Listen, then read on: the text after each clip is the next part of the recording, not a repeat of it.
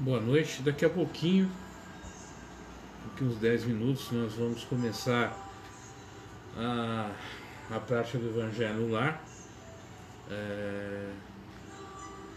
Como eu faço aqui na minha casa toda a quinta-feira às 9 horas e ultimamente, tenho feito através da internet com a presença de vocês, para a gente poder fazer um evangelho juntos, para levar um pouco de alento, um pouco de reflexão sobre o dia a dia nosso, como é que a gente pode agir um pouco diferente, ter uma vida mais diferenciada. Érica Bueno, boa noite, Érica. Minha mãe também está aí, Dona Maria Antônia. Então no Evangelho, o Evangelho também, nós chamamos de Evangelho terapia, né? Que é uma forma também de você ter um processo terapêutico também. Então daqui a pouco nós vamos começar o Evangelho. O tema de hoje, meu reino não é desse mundo. Boa noite, Érica, tudo bem?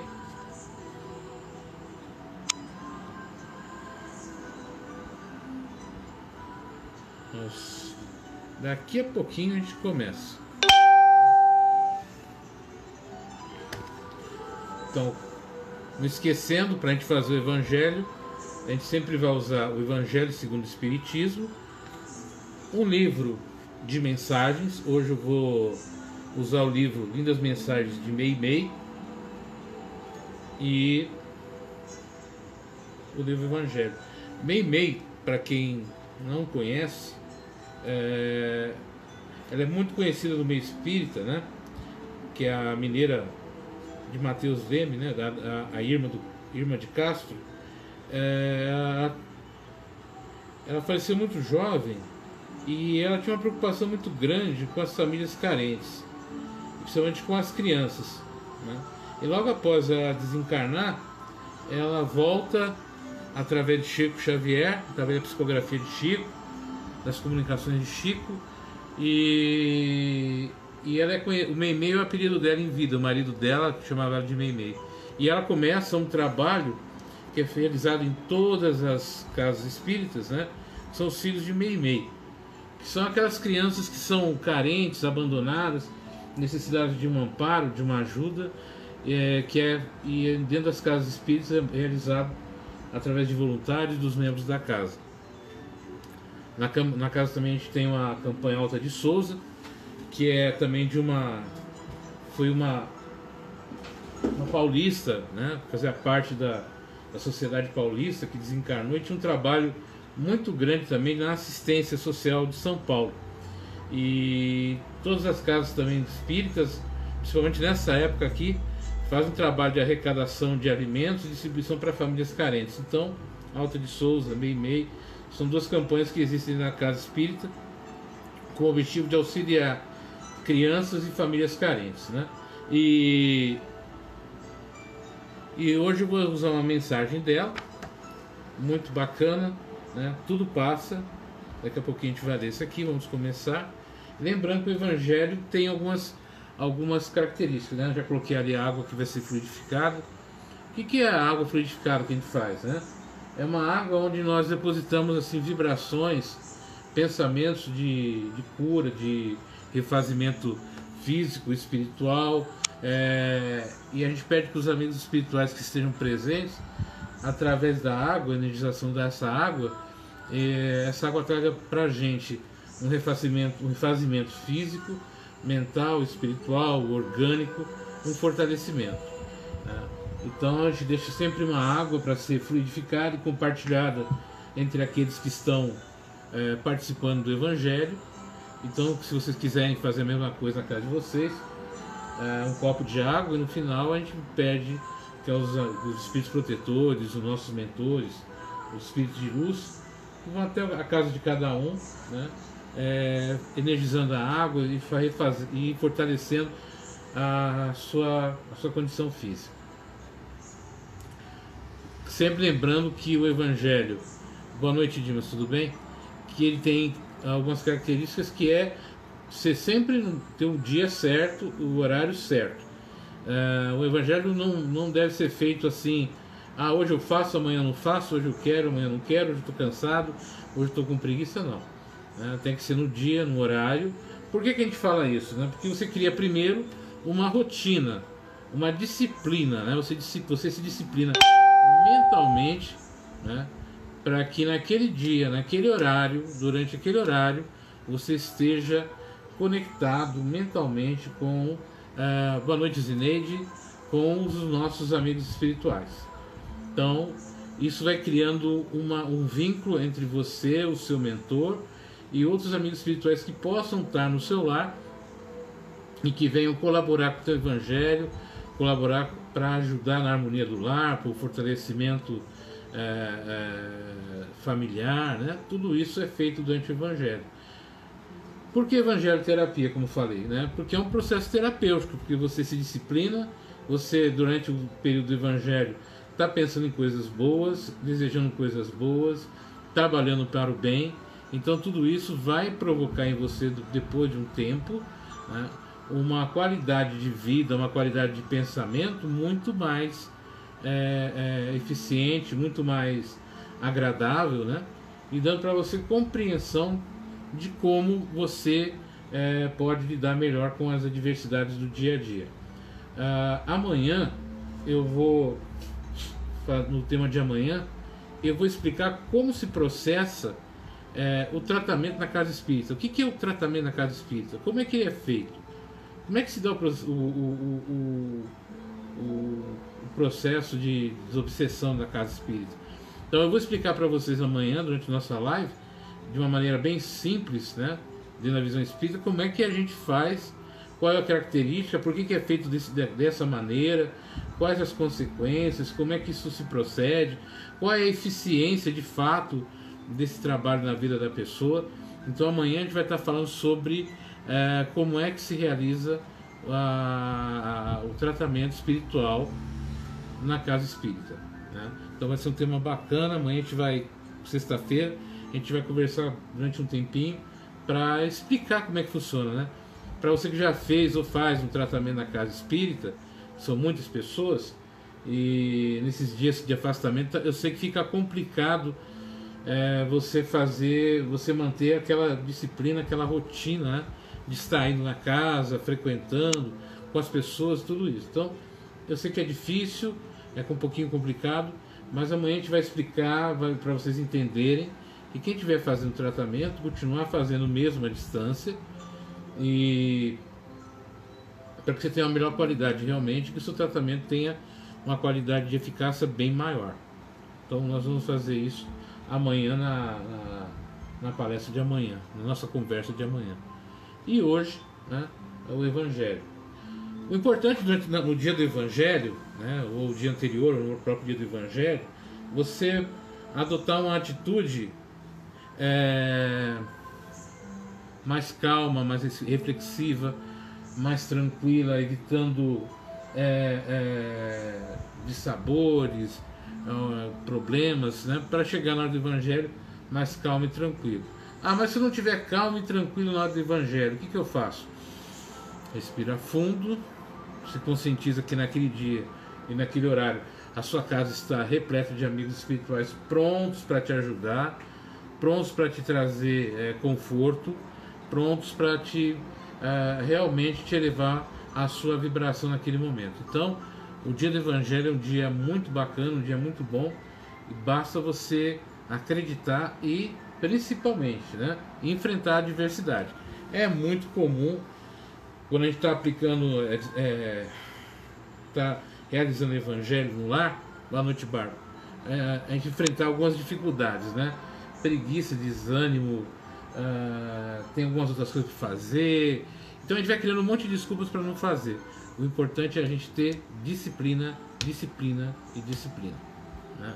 E acreditar sobre todas as coisas que a gente vai conseguir e vai realizar isso. Então implantar o Evangelho lá é um trabalho muitas vezes árduo, porque exige da gente uma transformação pessoal, mas o resultado ele é muito bom, né? O resultado ele é muito agradável para a gente, tá bom? Então são 8h59. Pedir para vocês, né, me acompanharem nesse evangelho. Então quem tiver depois colocar água para a gente energizar, fluidificar. Então vamos pedir para vocês, eleve seu pensamento a Deus, a Jesus, ao Deus do seu coração e da sua compreensão. Eleve seu pensamento à espiritualidade maior, pedindo a ela que nessa noite que vamos fazer o evangelho, que as nossas casas sejam como faróis, que iluminam a noite escura e levando ao porto os barcos em noite tempestuosa. Que esses barcos são os nossos pensamentos, as nossas atitudes muitas vezes desgovernadas, e o Evangelho é o nosso farol. O Evangelho é que nos leva de volta ao encontro com esse Deus maior, com essa imagem do Cristo. Pedir a eles que nessa noite estejam junto conosco, nos inspirando, nos auxiliando, nos refazendo física e psicamente, mentalmente, nosso corpo, nosso pensamento, nossas atitudes, para que possamos sair após o Evangelho mais calmos, mais tranquilos e refeitos. Que a paz do Senhor esteja conosco e que assim a gente possa começar esse Evangelho da paz e na proteção de Cristo. Que assim seja. Assim, vamos começar o nosso Evangelho de hoje. Então, do livro Lindas Mensagens de Meimei, mensagem 18, tudo passa. E Meimei fala assim: com o amor do amado Mestre Jesus, sentimos-nos aconchegados em seu manto, e nosso olhar demonstra alegria. Na aurora da vida, a alegria é plena de entusiasmo, de realização, de sonhos para o futuro. Na maturidade das experiências, a alegria é calma interior, que se serve de abrigo para a compreensão e aceitação de todos os testemunhos. A alegria na dor, trabalhada pela fé operante, é a mão amiga, socorrendo e abençoando, aconchegando a todos que buscam socorro nas asperezas dos caminhos. Tudo passa e tudo se renova por força da lei natural de Deus. Os empecilhos da estrada pedregosa nada mais são que momentos de parada e reflexão para a avaliação da caminhada e para buscar pela prece a inspiração do alto. A doença é a pausa necessária para a meditação profunda. Frustrações por sonhos não realizados levam-nos a compreender que talvez, se realizados esses anseios, mais do que felicidade, nos trariam desequilíbrio e dores futuras. O amor é o convite do Mestre, médico de todas as almas. Ele nos oferta a compressa balsâmica que reergue a alma em provas, ensinando-os a buscar a sustentação, pois Deus não desiste de nenhum de nós. Boa noite, Bárbara. Então, nessa mensagem aqui da Meimei, ela coloca algumas coisas bem interessantes, né? Quando fala assim: na aurora da vida, ou seja, no início da nossa vida, a alegria é plena de entusiasmo e de realização, de sonhos para o futuro. Na maturidade das experiências, a alegria é a calma interior que serve de abrigo para a compreensão e aceitação de todos os testemunhos, ou seja, de todas as dificuldades. A alegria na dor, trabalhada pela fé operante, e a mão amiga socorrendo e abençoando, aconchegando a todos que buscam socorro nas asperezas do caminho. Tem muito a ver com as dificuldades que nós estamos vivendo hoje, né? Com os momentos que nós estamos vivendo hoje. Não está sendo nada fácil. Momentos difíceis, momentos que nós temos que procurar dentro da gente mais e mais a nossa fé, mais e mais naquele que nos conforta, mais e mais naquele que nos criou. Em alguns momentos a gente vai fraquejar, em alguns momentos a gente vai perguntar, né, por que de tudo isso, o que está acontecendo, como a gente resolve tudo isso. Então, mas a gente precisa entender que nesses momentos de sofrimento, de dor, é os momentos onde a gente está se preparando para galgar degraus mais altos na evolução.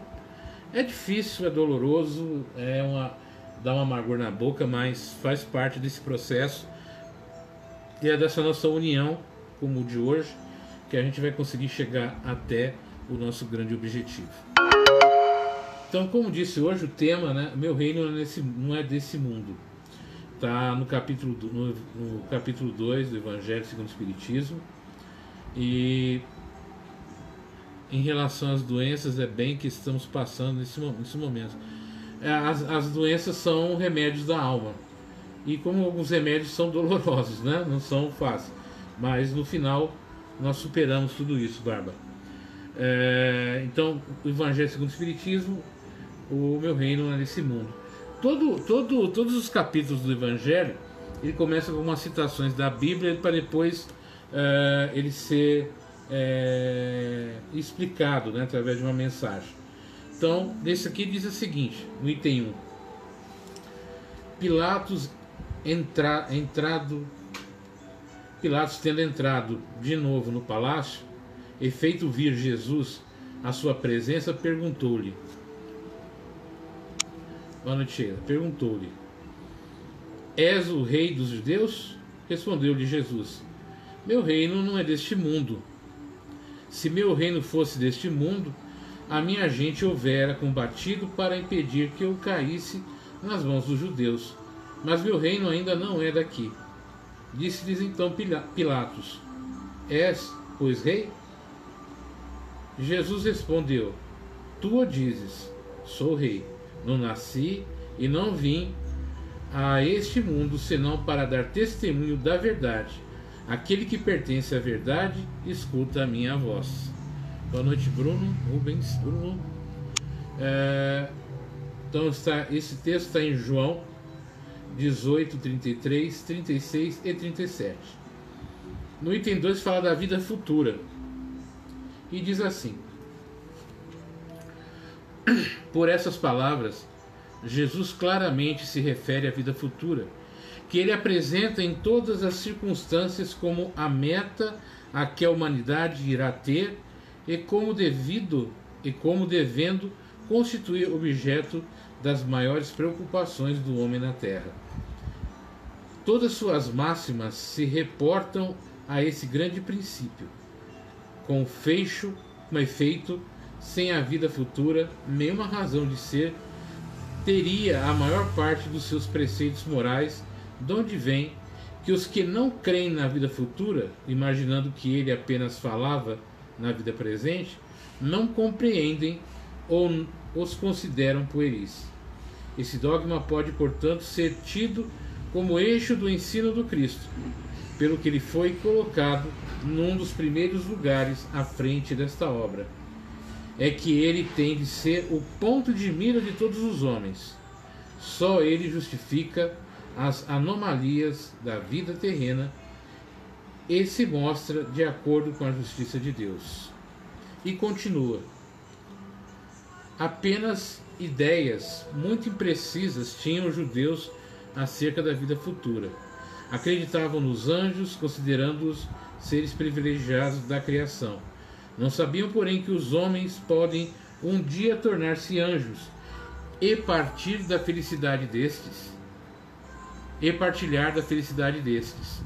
Segundo eles, a observância das leis de Deus era recompensada com os bens terrenos, com a supremacia da nação a que pertenciam, com vitórias sobre seus inimigos, as calamidades públicas, e as derrotas eram castigo à desobediência àquelas leis.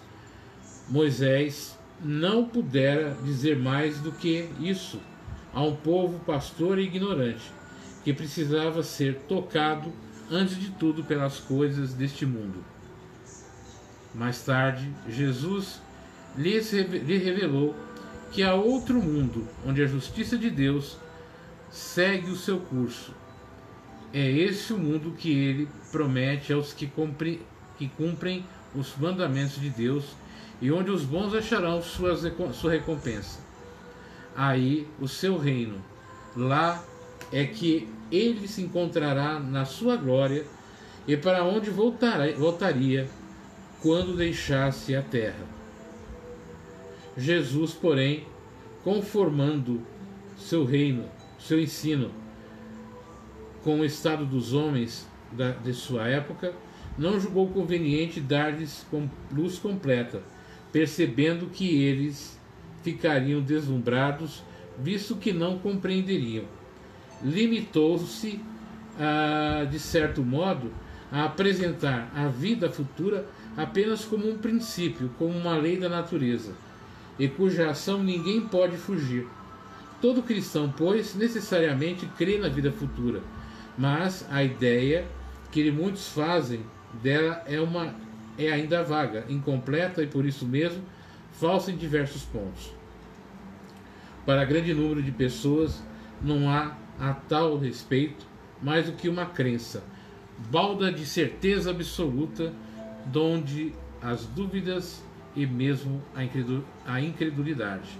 O Espiritismo veio completar nesse ponto, como em vários outros, o ensino do Cristo, fazendo-o quando os homens já se mostram maduros o bastante para aprender a verdade. Com o Espiritismo, a vida futura deixa de ser simples artigo de fé, mera hipótese, e torna-se uma realidade material que os fatos demonstram, porquanto são testemunhas oculares os que a descrevem na sua fase, em todas as suas peripécias, e de tal sorte que, além de impossibilitarem qualquer dúvida a esse propósito, facultam a mais vulgar inteligência a possibilidade de imaginá-la sob o seu verdadeiro aspecto. Como toda a gente imagina, um país cuja a pormenorizada descrição leia. Ora, a descrição da vida futura é tão circunstancialmente são tão racionais as condições ditosas e infortunadas da existência dos que lá se encontram, pois eles próprios pintam que cada um aqui, a seu mau grado, reconhece e declara a si mesmo que não pode ser de outra forma, porquanto, assim sendo, patente fica a verdadeira justiça de Deus. Texto comprido, complexo, né? Mas eu vou procurar explicar para vocês assim, de uma maneira bem clara. O que é a vida futura na visão do Evangelho segundo o Espiritismo, na nossa visão?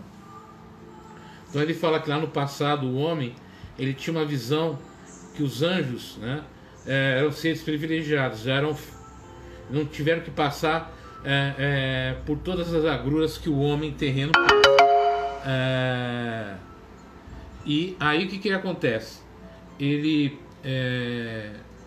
vive uma vida onde todas as recompensas dele são na terra, e ele se vê um ser inferior, né, que não pode chegar junto a Deus, que ficará sempre próximo à terra. Então toda a visão dele naquele momento é de guerra, de lutas, né, de conquista. Aí vem Moisés, quando ele sai do Egito, traz os 10 mandamentos, ele traz um código de ética, de conduta para aquele povo ainda que não possuía, né, que era muito ainda primitivo. Mas ainda não era possível ver e anteceder o que era essa vida futura. E aí Jesus, quando vem, ele começa já a trazer as sementes, né, da explicação do que é essa vida futura. Quando ele fala que o reino dele não é desse mundo, mas que se fosse, ele não estaria ali, né? Os irmãos dele já estariam ali socorrendo. Mas ele fala uma coisa que legal aqui, que ele fala o seguinte, né? Ele diz assim: tu dizes que sou rei, que vim a este mundo senão para dar. Mas ele diz assim: não nasci e não vim a este mundo senão para dar testemunho da verdade. Aquele que pertence à verdade escuta a minha voz. Então ele vem trabalhar, mostrar através da vida dele o testemunho de qual que é o caminho que o ser humano precisa atravessar para chegar a essa vida futura, esse mundo espiritualizado. E o que ele mostra? Apesar de ter vindo de uma família simples, né, pobre na sociedade judia, mas ele começa a mostrar o quê? Ele sempre junto com as pessoas, sem fazer acepção de religião, de quem eram, como é que andavam. Estava de crianças, de doentes, de leprosos, de prostitutas, de comerciantes, de vendilhões. Ele estava com todo mundo, ele levava a sua mensagem a todo mundo. E a mensagem dele, além da mensagem verbal, era a mensagem do seu comportamento, das suas atitudes, eram os exemplos que ele trazia. E o que é essa vida futura que a gente tanto fala, né? É que quando nós também, como diz o texto, podemos nos tornar anjos. E essa é uma outra visão que ele traz, que nós nascemos para crescer, para evoluir, para nos tornarmos seres melhores, seres mais evoluídos e galgarmos outros patamares da espiritualidade, inclusive mais próximo da divindade. E um dia, quem sabe, nos tornarmos anjos, né? O nosso anjo guardião, o nosso mentor, são muitas vezes pessoas que conviveram com a gente, próximo a gente aqui na Terra, e quando desencarnam, eles vêm trabalhar junto com a gente para o nosso progresso. Eles já cresceram bastante, já aprenderam bastante, e vêm nos ajudar através da sua mentoria, vamos dizer assim, a nós chegarmos a um caminho mais evoluído, né, um caminho melhor. Então, a vida futura é construída cada dia através da nossa melhora como seres humanos, como pessoas, né? Como pessoas que procuram o melhor do outro, que desenvolve a caridade, que desenvolve o respeito às ideias, à visão de cada um e a compreensão de como cada um se relaciona com a vida. Então tudo isso a gente vai começando a entender o que é essa vida futura. E como ele fala, né, a gente ainda não tem compreensão, né, um vocabulário que possa realmente explicar, né, fazer esse mundo futuro, né? A nossa ideia ainda do mundo futuro é muito baseada na nossa vida terrena, mas isso não quer dizer que a vida futura seja o que a gente está vendo aqui, né? Que essa seja realmente a forma dessa vida futura, que é muito mais evoluída, é muito mais sutil, é muito mais perfeita e muito mais intangível para a nossa compreensão do que hoje a gente pensa. Trazendo o Evangelho para os momentos atuais, o que isso tudo traz para a gente, né? Traz a necessidade da gente começar a entender os nossos pensamentos, as nossas atitudes, as possibilidades que a vida nos traz, para trazer para a gente algo melhor e mais profundo. Quando ele fala assim, né, que Jesus claramente se refere à vida futura, que ele apresenta em todas as circunstâncias como meta a que a humanidade irá ter e como devendo construir objeto das maiores preocupações do homem na Terra. Então ele diz aqui que a nossa preocupação não pode ser exclusivamente com a vida terrena. Eu tenho que usar essa minha vida aqui como preparação para a vida futura. Então quando a gente fala assim que a dor, o sofrimento são remédios para a alma, são lenitivos para que você evolua e cresça. Para quê? Para que quando você retorne à pátria espiritual, você tenha um corpo espiritual mais evoluído, mais aperfeiçoado, mais em condições de enfrentar as adversidades. Eu vou citar um exemplo aqui. Tem um filme do Luiz Sérgio, agora me fugiu o nome, mas em determinado momento ele quer vir até a Terra para acompanhar, e os amigos espirituais falam: você não está preparado para essa atividade lá dentro da Terra ainda, espera um pouquinho. Mas teimoso, ele vem. Quando ele chega aqui, ele se envolve nas vibrações mais pesadas da Terra e acaba desmaiando e sendo socorrido pelos amigos espirituais. Nós vamos ver isso também no nosso lar com o André Luiz, quando ele acha, porque aqui ele era médico, lá também ele tinha a mesma capacitação que tinha aqui na Terra. E ele vê, quando ele tenta ajudar alguém lá, ele acaba sofrendo com isso também. O que a gente percebe?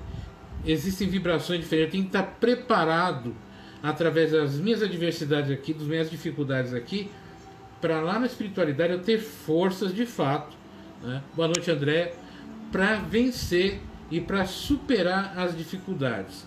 Eu só posso ajudar, eu desencarnado, eu só posso ajudar um encarnado quando eu tenho forças espirituais, preparo espiritual para aguentar a adversidade das energias que aqui vivem, né? Essas vibrações mais pesadas, né? Mais endurecidas. Então eu preciso desse processo. Amanhã, quando for falar sobre como é que se funciona a terapêutica espírita, o tratamento espiritual, o processo de desobsessão e tudo, vai ficar mais fácil de vocês entenderem como é que isso acontece. Então eu venho aqui na Terra justamente para passar por adversidades que vão me colocar em avaliação pessoal de como é que eu resisto às adversidades, às dificuldades, os problemas, né, a minha própria fé, qual o nível de resignação que eu tenho. Então é dentro desse mundo material que eu testo qual é o meu nível evolutivo. Quanto mais resiliência eu tenho, né, quanto mais força eu tenho, né, quanto mais determinação eu tenho aqui na Terra para superar as adversidades e os problemas, na hora que eu desencarno, volto para o mundo espiritual, eu volto melhor. Eu volto com condições de ajudar outras pessoas aqui e lá. Então, nesse momento difícil que nós estamos vivendo, tão duro, tão cheio de informações, tão cheio de tanta coisa, aprender a controlar o pensamento, aprender a controlar as vibrações mentais, aprender a não perder a calma e a tranquilidade nessa confusão toda que estamos vivendo, é um grande exercício, sabe, de transformação. Independente de tudo que está acontecendo, é um grande exercício de transformação. Pedir para sair, vamos dizer assim, hoje, pedir arrego hoje, pedir para, olha, me dá sossego, me livra dessa, é atrasar e muito o nosso processo evolutivo. Gente, está doloroso, está ruim, está difícil, mas se a gente vencer isso, superar isso, um ajudando o outro, um apoiando o outro, nós vamos crescer e muito. Muitos ficarão para trás, muitos vão parar no meio do caminho, muitos não vão aceitar as lições, muitos não vão entender o que está acontecendo, mas nós aqui que estamos fazendo o Evangelho hoje, se a gente entender a grande oportunidade de transformação, de evolução, e quanto isso nos aproxima mais dessa vida futura, nós vamos agradecer profundamente a Deus, mesmo com as nossas dores, com as nossas dúvidas, com as nossas angústias, mas a certeza de agradecer, porque a gente sabe que essa dor e essa dificuldade serão, não é que elas vão passar, elas serão vencidas pela nossa fé, pela nossa determinação, pela nossa coragem, pelo nosso empenho e por acreditar fielmente que Deus está do nosso lado. Essa é a mensagem hoje desse Evangelho. E como digo, o Evangelho, ele tem disciplina. Disciplina. Então é o momento mais curto. Então nós estamos chegando já ao finalzinho do Evangelho. O Evangelho não pode passar dos 30 minutos. É de 15 a 30 minutos no máximo, né? E nós estamos aqui, eu aqui, vocês nos seus lares, estamos acompanhados dos nossos mentores, de espíritos amigos. Então agora, nesse momento, eu vou convidar vocês para a gente fazer o nosso trabalho de doação de energia, de vibração. elevando os nossos pensamentos à espiritualidade maior e pensando em amor, em fraternidade, em auxiliar o nosso próximo, nós vamos vibrar pela nossa casa, pelo nosso lar, pela nossa família, pela nossa saúde, pela nossa tranquilidade espiritual, pelo nosso fortalecimento da nossa saúde, dos nossos pensamentos, das nossas ações.